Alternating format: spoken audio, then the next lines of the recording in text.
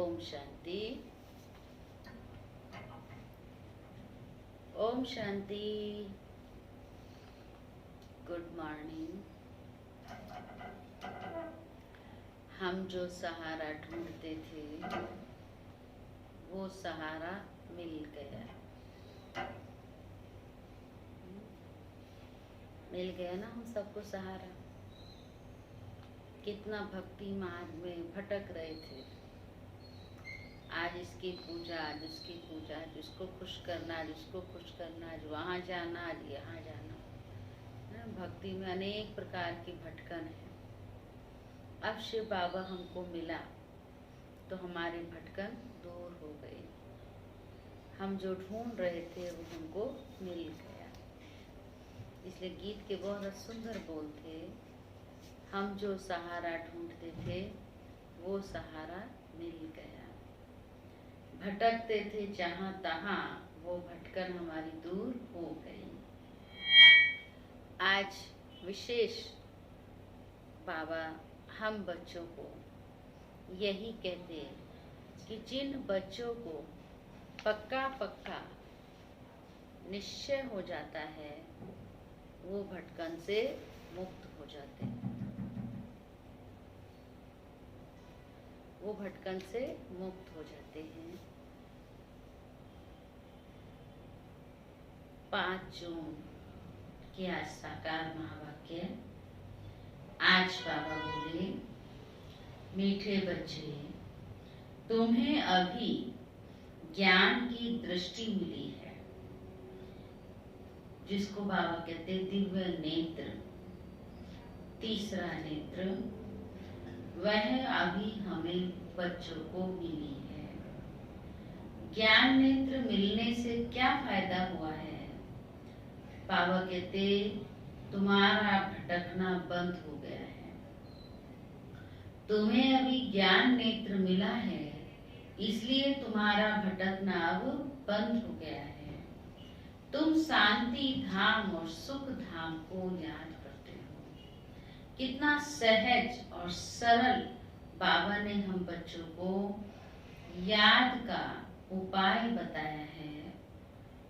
कहाँ याद करना है? शांति धाम को याद करना है, क्योंकि शांति धाम का रहवासी है शांति का सागर, शांति देव पिता, शिव पिता परमात्मा, और वह इस अशांति की दुनिया में आता ही है हम बच्चों को शांति धाम और सुख धाम ले जाने के लिए।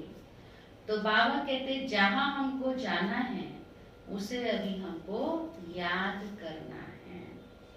प्रश्न किया है आज बाबा ने, देवताओं में कौन सी ताकत है और वह ताकत किस विशेषता के कारण है? हम देव तुल्य आत्माएं थी जब इस धरा पर अवतरित हुई थी आज से 5000 वर्ष पूर्व। तो फिर से बाबा आए हमको पुनः देव आत्मा बनाने के लिए, क्योंकि आज हमारे अंदर वो देवताई संस्कार, वो देवताई ताकत खत्म हो गई है। तो बाबा याद दिलाते हैं कि बच्चे कौन सी वो ताकत थी जिसके कारण उनका राज्य एक धर्म, एक कुल, एक मत, एक के हाथ में राज्य सत्ता। और वही बाबा संगम युग पर हम बच्चों को इस समय धारण करा रहे हैं। एक मत ही श्रीमत है। एक बाबा ने कहा, जो बाबा ने कहा वो किया, एक ने कहा दूसरे ने किया, यह भी बाप की ही आज्ञा है। क्योंकि जहाँ एक ने कहा और सबने माना, वही है सतयुगी देवी राज्य की स्थापना। जहाँ हर एक की अलग अलग मत होती है, अपनी अपनी मत चलाते हैं, देखा गया है ज्यादा झगड़े, फसाद, द्वेष वहीं से शुरू हो जाता है। तो देवताओं में कौन सी ताकत है? बहुत सुंदर उत्तर बाबा दे रहे हैं। देवताओं में सारे विश्व पर राज्य करने की ताकत है, और वह ताकत विशेष एक मत की विशेषता के कारण है। वहां एक मत होने के कारण वजीर आदि रखने की दरकार ही नहीं है। कहाँ? सतयुग में देवताओं ने संगम पर बाप से ऐसी श्रीमत ली हुई है, जो 21 जन्म राज्य करते हैं। वहां एक राजा की एक देवी फैमिली होती, दूसरी मत वहां होती नहीं है। गीत बजा है, नैनहीन को राह दिखाओ प्रभु। ओम शांति। बच्चों को नैन मिले हैं, पहले नैन नहीं थे, कौन से नैन? ये ज्ञान के नैन नहीं थे, अज्ञान के नैन तो थे ही। बच्चे जानते हैं ज्ञान सागर एक ही बाप है और कोई में ये रूहानी ज्ञान है ही नहीं जिस ज्ञान से सद्गति हो, अर्थात शांति धाम सुख धाम जाना हो। अभी तुम बच्चों को दृष्टि मिली है कैसे सुख धाम बदल कर फिर माया का राज्य व दुख धाम बनता है। पुकारने लगते हैं कि नैनहीन को राह दिखाओ प्रभु। भक्ति मार्ग के यज्ञ दान पुनादि से कोई राह नहीं मिलती है। शांति धाम सुख धाम जाने की हर एक को अपना पाठ बजाना ही है। बाप कहते मुझे भी पाठ मिला हुआ है। भक्ति मार्ग में पुकारते हैं मुक्ति जीवन मुक्ति की राह बताओ। उसके लिए कितने यज्ञ तप दान पुण्य आदि करते हैं, कितना भटकते हैं। शांति धाम सुख धाम में भटकना होता ही नहीं है। यह भी तुम बच्चे ही जानते हो। वो तो सिर्फ शास्त्रों की पढ़ाई और जिस्मानी पढ़ाई को ही जानते हैं। इस रूहानी बाप को तो बिल्कुल जानते ही नहीं है। रूहानी बाप ज्ञान तब आकर देते हैं जबकि सर्व की सद्गति होती है। पुरानी दुनिया बदलनी होती है। मनुष्य से देवता बनते हैं, फिर सारी सृष्टि पर एक ही राज्य होता है देवी देवताओं का, जिसको ही स्वर्ग कहते हैं। यह भी भारतवासी ही जानते हैं। आदि सनातन देवी देवता धर्म भारत में ही था। उस समय कोई और धर्म नहीं था। तुम बच्चों के लिए अभी है संगम युग, बाकी सब है कलयुग में। तुम पुरुषोत्तम संगम युग पर बैठे हो। जो बाप को याद करते हैं, बाप की श्रीमत पर चलते हैं, वह संगम युग पर हैं, बाकी सभी कलयुग में हैं। क्या कहा विशेष बाबा ने?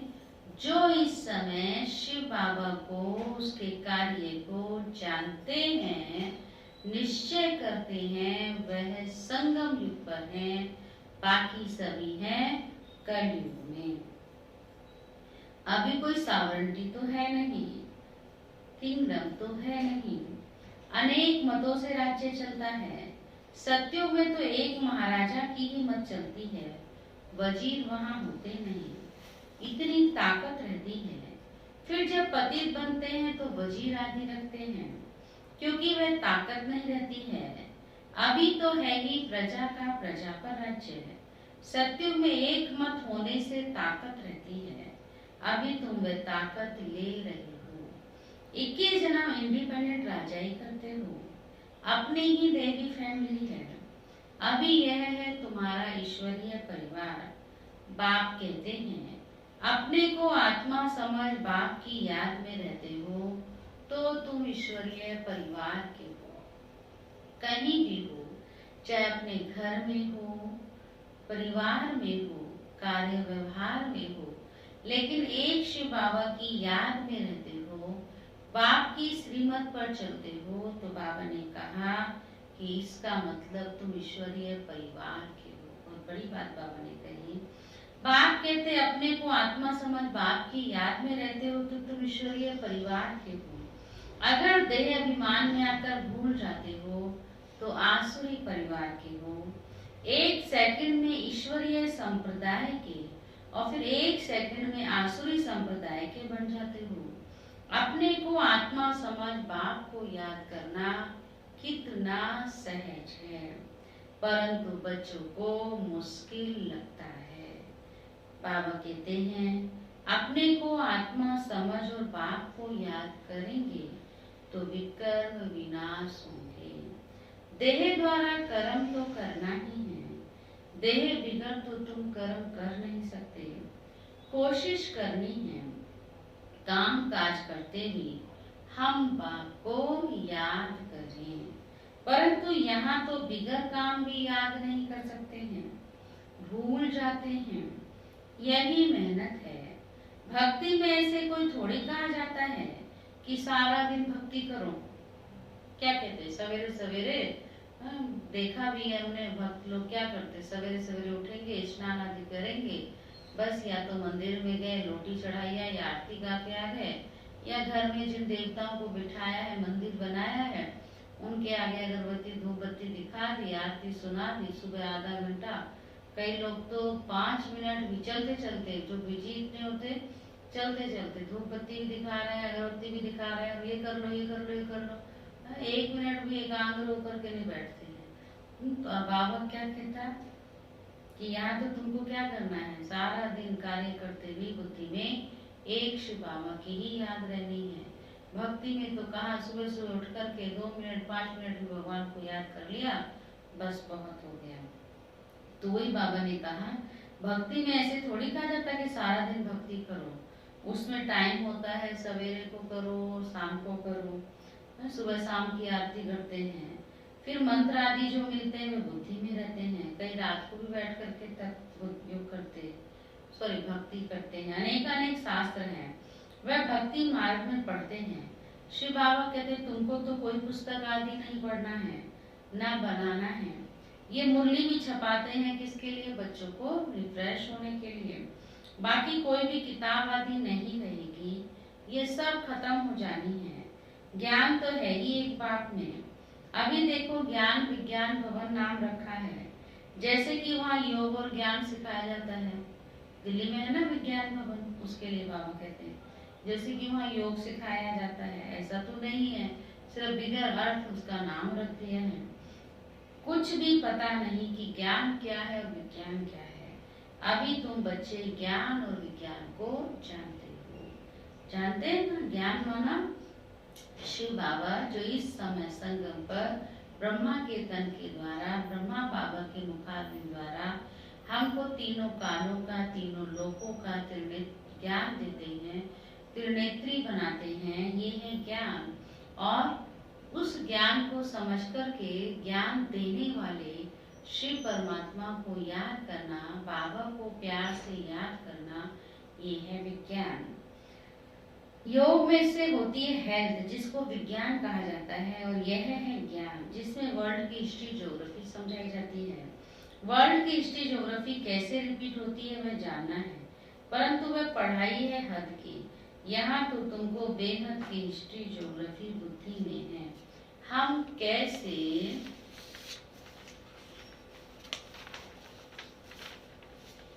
राज्य लेते हैं, कितना समय और कब राज्य करते थे, कैसे राजधानी मिली, ये बातें और कोई की बुद्धि में नहीं आती है।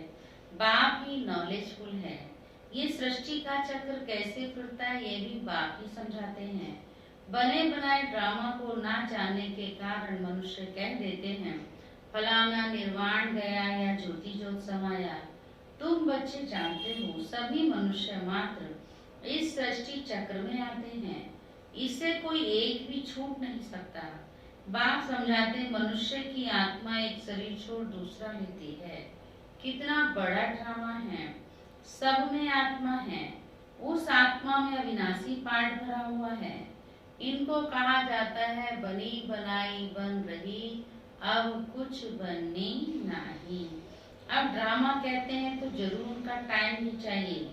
बाप समझाते हैं ये ड्रामा 5000 वर्ष का है। भक्ति मार्ग के शास्त्रों में तो लिख दिया है कि ड्रामा लाखों वर्ष का है। इस समय ही जबकि बाप ने आकर सहज राजयोग सिखाया था, इस समय के लिए ही गायन है कि कौरव घोर अंधियारे में थे और पांडव रोशनी में थे। वो लोग समझते हैं कलयुग में तो अर्जुन अभी 40,000 वर्ष पड़े हैं, उनको ये पता नहीं पड़ता कि भगवान आया है। इस पुरानी दुनिया का मौत सामने खड़ा है, सब अज्ञान नींद में सोए पड़े हैं। जब लड़ाई देखते हैं तो कहते हैं यह तो महाभारत लड़ाई की निशानी है, ये रिहर्सल होती रहेगी, फिर चलते चलते बंद हो जाएगी।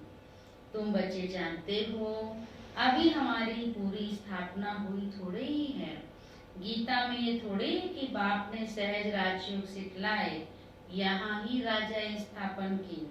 गीता में तो प्रलय दिखा दी है। दिखाते हैं और सब मर गए, बाकी 5 पांडव बचे, वह भी पहाड़ों पर जाकर गल मरे। राजयोग से क्या हुआ कुछ भी पता नहीं है। बाप हर एक बात समझाते रहते हैं, वह है हद की बात। हद की रचना हद के ब्रह्मा रचते हैं, पालना भी करते हैं, बाकी प्रलय नहीं करते। स्त्री को अडॉप्ट करते हैं, बाप भी आकर अडॉप्ट करते हैं, कहते हैं मैं इनमें प्रवेश कर बच्चों को नॉलेज सुनाता हूँ, इन द्वारा बच्चों को रचता हूँ। बाप भी है, फैमिली भी है, ये बातें बड़ी गुह्य हैं, बहुत गंभीर बातें हैं, मुश्किल ही कोई की बुद्धि में बैठती हैं। अब आप कहते हैं पहले पहले तो अपने को आत्मा समझो। आत्मा ही एक शरीर छोड़कर दूसरा लेती है, शरीर पर ही भिन्न भिन्न नाम पड़ते हैं, नाम रूप फीचर सब भिन्न भिन्न हैं, एक के फीचर्स दूसरे से नहीं मिलते। हर एक आत्मा के जन्म जन्मांतर के अपने फीचर्स हैं, अपने एक्ट ड्रामा में नूती हुई है, इसलिए इनको बना बनाया ड्रामा कहा जाता है। अभी बेहद का बाप कहते हैं मुझे याद करो तो विकर्म विनाश होंगे। सुना, शिव बाबा कहते मुझे याद करो तो विकर्म विनाश होंगे। तो हम क्यों ना बाप को याद करें, यही मेहनत की बात है। तुम बच्चे जब याद की यात्रा में बैठते हो तो माया के तूफान आते हैं, युद्ध चलता है, उससे घबराना नहीं है। माया घड़ी घड़ी याद को तोड़ेगी, संकल्प विकल्प ऐसे ऐसे आएंगे जो एकदम माथा खराब कर देंगे। तुम मेहनत करो, बाप ने समझाया है इन लक्ष्मी नारायण की कर्म इंद्रियां बस कैसे हुई, कैसे योग के बल से। ये संपूर्ण निर्विकारी थे। ये शिक्षा इन्हों को कहाँ से मिली, कहाँ से मिली? इस समय संगमी पर शिव बाबा दे रहे हैं। अभी तुम बच्चों को ये बनने की शिक्षा मिल रही है। इनमें कोई विकार नहीं होता है, वहाँ रावण राज्य ही नहीं, पीछे रावण राज्य होता है। रावण क्या चीज है यह भी कोई नहीं जानते, हम भी नहीं जानते थे। किसने बताया हमको भी? बाबा ने आके समझाया। ड्रामा अनुसार यह भी नूंद है, ड्रामा के आदि मध्य अंत को नहीं जानते, इसलिए ही नेति नेति करते आए हैं। अभी तुम स्वर्गवासी बनने के लिए पुरुषार्थ कर रहे हो। क्या कर रहे हैं अभी हम? स्वर्गवासी बनने का पुरुषार्थ कर रहे हैं। ये लक्ष्मी नारायण स्वर्ग के मालिक है ना, इन्हों के आगे माथा टेकने वाले तमो प्रधान कनिष्ठ पुरुष हैं। तो शिव बाबा भी हमको क्या बना रहा है? सतो प्रधान श्री लक्ष्मी श्री नारायण। बाप कहते हैं पहले पहले तो एक बात पक्की कर लो, अपने को आत्मा समझ बाप को याद करो। क्या पक्का कर लो? अंडरलाइन करें। बाबा कहते एक बात पक्की कर लो, अपने को आत्मा समझकर बाप को याद करो। इसमें ही मेहनत है। जैसे 8 घंटे सरकारी नौकरी होती है ना, अभी तुम बेहद की सरकार के मददगार हो, तुमको कम से कम 8 घंटा पुरुषार्थ कर याद में रहना है। ये अवस्था तुम्हारी ऐसी पक्की हो जाएगी जो कोई की भी याद नहीं आएगी।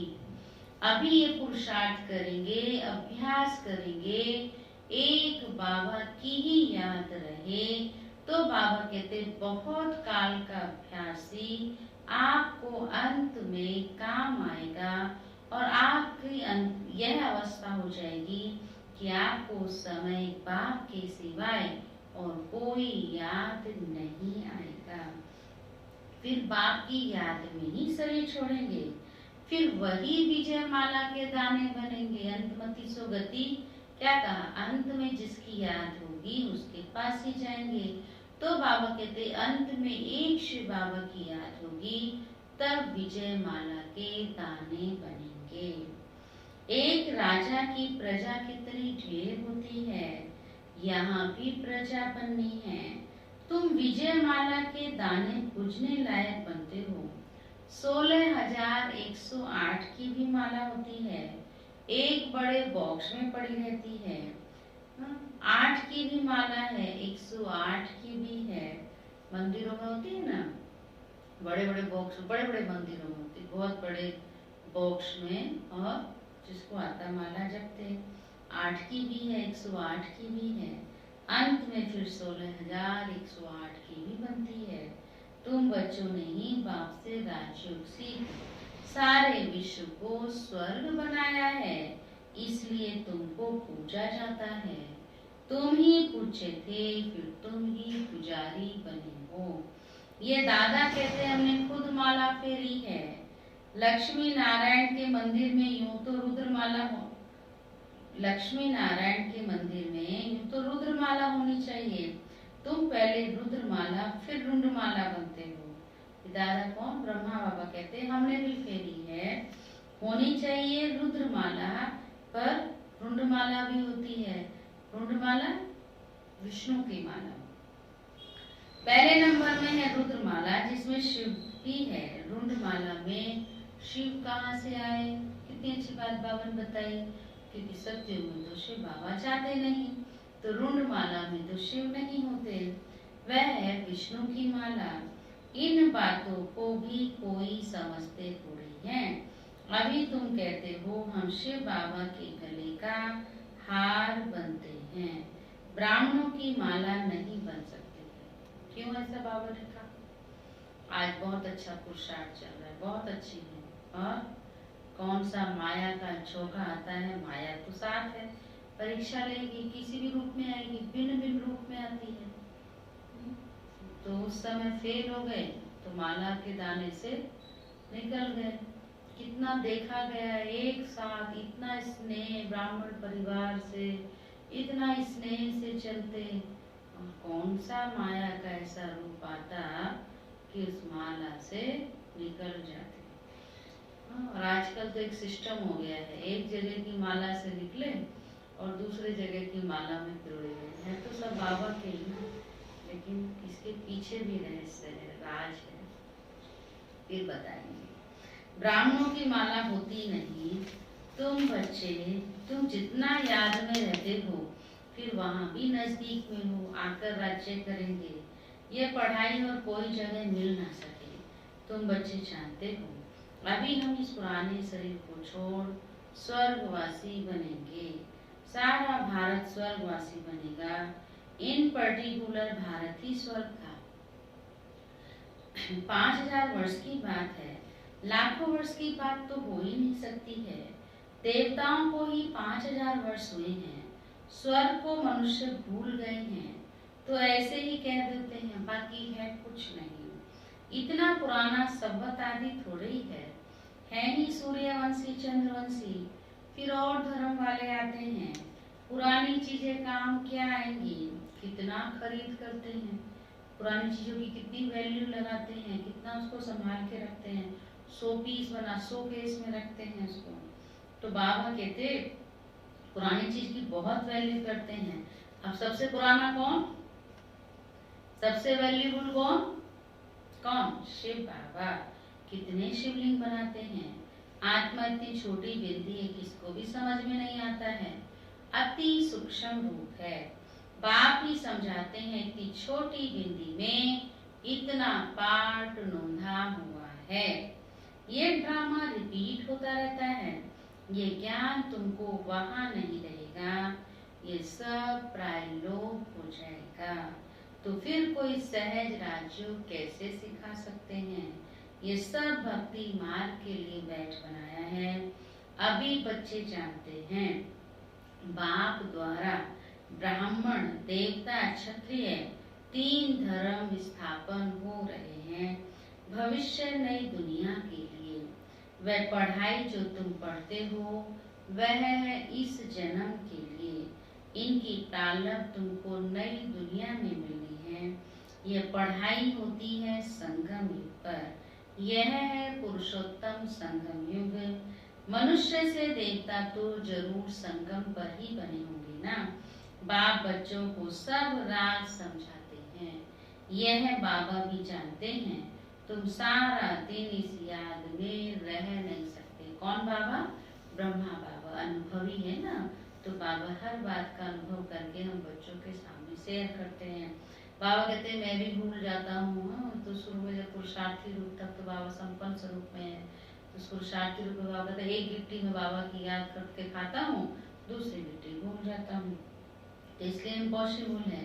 चार्ट रखो, देखो हम कहाँ तक याद में रह सकते हैं। देह का अभिमान होगा तो याद कैसे रह सकेगी। पापों का बोझा सिर पर बहुत है, इसलिए बाबा कहते हैं याद में रहो। मूर्ति का चित्र पॉकेट में डाल दो, परंतु तुम घड़ी घड़ी भूल जाते हो। अल्फ को याद करने से बे आदि सब याद आ जाता है। बैच तो सदा लगा रहे, लिटरेचर भी हो। कोई भी अच्छा आदमी हो तो उनको देना चाहिए। अच्छा आदमी कभी मुफ्त में नहीं लेंगे। ये बाबा कई बार कहता है, बाबा ने पहले भी कहा है कि जो रॉयल होगा ना, अच्छा होगा, समझदार होगा, वो कभी फ्री में नहीं लेंगे। लेकिन बाबा कहते हैं आपकी रॉयल्टी, आप कहो कि ठीक है सेवा के लिए बनाया है, आपको लेना है लीजिए, आप देंगे इसका तो हम और बना करके और सेवा में लगाएंगे। अच्छा आदमी कभी मुफ्त में नहीं लेंगे। बोलो इसका क्या पैसा है, बोलो गरीबों को तो मुफ्त में दिया जाता है, बाकी जो जितना दे रॉयल्टी होनी चाहिए। तुम्हारी रस्म रिवाज दुनिया से बिल्कुल न्यारी होनी चाहिए। रॉयल आदमी आप ही कुछ ना कुछ दे देंगे। यह तो हम सबको देते हैं कल्याण के लिए। कोई पढ़कर भी तुमको पैसे भेज देंगे, ऐसा भी होता है। पहले तो पढ़ते फिर बाद में उनको आता, समझदार होता कि तो पेपर प्रिंट पर तो खर्च हुआ है ना, तो भेज देते हैं। खर्चा तो तुम करते ही हो ना। बोलो हम अपना तन मन धन भारत की सेवा में खर्च करते हैं। ये हम ब्राह्मणों की विशेष विशेषता है कि हम अपने ही तन मन धन से भारत की सेवा में खर्च करते हैं। अच्छा, मीठे मीठे सीखे लधे बच्चों प्रति माँ पिता बाप दादा का याद प्यार और गुड मॉर्निंग। रूहानी बाप की रूहानी बच्चों को नमस्ते। रूहानी बच्चों की रूहानी बाप दादा को, हम रूहानी बच्चों की रूहानी बाप दादा को भी गुड मॉर्निंग, नमस्ते नमस्ते नमस्ते। मुख्य सार मुरली का धारणा के लिए विशेष अटेंशन देने के लिए तो आज विशेष बाबा ने कहा इस बेहद की सरकार को मदद करने के लिए कम से कम 8 घंटा याद में रहने का पुरुषार्थ करना है। याद में जो माया विघ्न डालती है उससे घबराना नहीं है। सेकंड पॉइंट, इस पुरुषोत्तम संगम युग पर ईश्वरीय संप्रदाय का बन ईश्वर की मत पर चलना है। कर्म करते भी एक बाप की याद में रहने का अभ्यास करना है। कर्म करते भी एक बाप की याद में रहने का अभ्यास करना है। वरदान, बेगर टू प्रिंस का पाठ प्रैक्टिकल में बजाने वाले त्यागी व श्रेष्ठ भाग्यशाली आत्मा भव। जैसे भविष्य में विश्व महाराजन दाता होंगे। कौन है हम सब? विश्व महाराजन बनने वाले, भुवनहार विश्व महाराजन। विश्व महाराजन देवताओं को देखा है, हमेशा उनका हाथ कैसे होता है? देने वाला है, दाता का। तो बाबा कहते हैं आप कौन हो? आप त्यागी हो, श्रेष्ठ भाग्यशाली हो, दाता हो। जैसे भविष्य में विश्व महाराजन दाता होंगे, ऐसे अभी से दातापन के संस्कार इमर्ज करो। किसी से कोई सेल्वेशन लेकर के फिर सेल्वेशन दे, ऐसा संकल्प में भी ना हो। इसे ही कहा जाता है बेगर टू प्रिंस। स्वयं लेने की इच्छा वाले नहीं, इस अल्पकाल की इच्छा से भी बेगर, लेने की इच्छा नहीं, इस अल्पकाल की इच्छा से भी बेगर। ऐसा बेगर ही संपन्न मूर्त है। सुना? ऐसा बेगर ही संपन्न मूर्त है। जो अभी बेगर टू प्रिंस का पाठ प्रैक्टिकल में बजाते हैं, उन्हें कहा जाता है सदा त्यागी व श्रेष्ठ भाग्यशाली। त्याग से सदा काल का भाग्य स्वतः बन जाता है। जहाँ त्याग है वहाँ भाग्य स्वतः ही बन जाता है। स्लोगन है, सदा हर्षित रहने के लिए साक्षीपन की सीट पर दृष्टा बनकर हर खेल देखो। सदा हर्षित रहने के लिए साक्षीपन की सीट पर दृष्टा बनकर हर खेल देखो।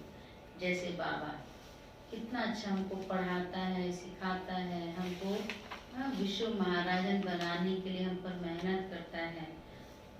जो बच्चे अच्छी रीति चलते हैं, बाबा की पूरी पूरी श्रीमत पर रहते हैं, उनको देखकर तो बाबा खुश होता ही है। पर ऐसे भी बच्चे होते हैं जो श्रीमत की अवज्ञा कर मन मत पर मत पर चलते हैं, पूरा पूरा बाप को मम्मा को फॉलो नहीं करते। उनको देखकर भी बाबा क्या करता है? खुश होता है, न्यारा रहता है, साक्षी रहता है। बाबा कहता हर आत्मा का पार्ट है, बाबा का कार्य है, वो बाबा कर रहा है। अब हर आत्मा अपने अपने पार्ट के अनुसार ही अपना रोल अदा कर रही है। जो उसको लेना है उसी अनुसार वो पुरुषार्थ कर रही है। तो बाबा सिखाता है, समझाता है, पढ़ाता है और फिर साक्षी हो जाता है, अर्थात न्यारा हो जाता है। इसीलिए वो सभी को प्यारा लगता है। हम बच्चों को भी इसी चीज पर विशेष ध्यान देने की आवश्यकता है। हम ज्यादातर क्यों अधिक उदास हो जाते हैं, खुशी हमारी खत्म हो जाती है, व्यर्थ के अनावश्यक क्या क्यों के प्रश्न में आ जाते हैं, क्योंकि हम साक्षी नहीं हो पाते हैं, साक्षी दृष्टा नहीं रहता है। तो साक्षी दृष्टा माना न्यारा, और रियल बात है जो न्यारा होता है वही सभी का प्यारा भी होता है। इस पर विशेष ध्यान देने की बात है। ये भी हमारा संगम पर विशेष में विशेष संस्कार हमारा जब बन जाता है तो हम बाप समान जो बनने का लक्ष्य लिया है वो सहज ही बन जाते हैं। इसलिए साक्षी दृष्टा, जैसे हम कोई भी ड्रामा देखते हैं, कोई भी फिल्म देखते हैं, उसकी सीन तो उसमें क्या देखते हैं? हर प्रकार की सीन आती है, अच्छी बुरी, खुशी दुख सब आती है, लेकिन हम उसको ड्रामा चल रहा है, फिल्म चल रही है, उस रूप से हम देखते हैं तो हमें पर उस चीज का कोई असर नहीं होता है। तो ऐसे ही बाबा कहते मुझ पर भी किसी बात का असर नहीं होता और तुम बच्चे भी ऐसे ही बनो। ओके, ओम शांति।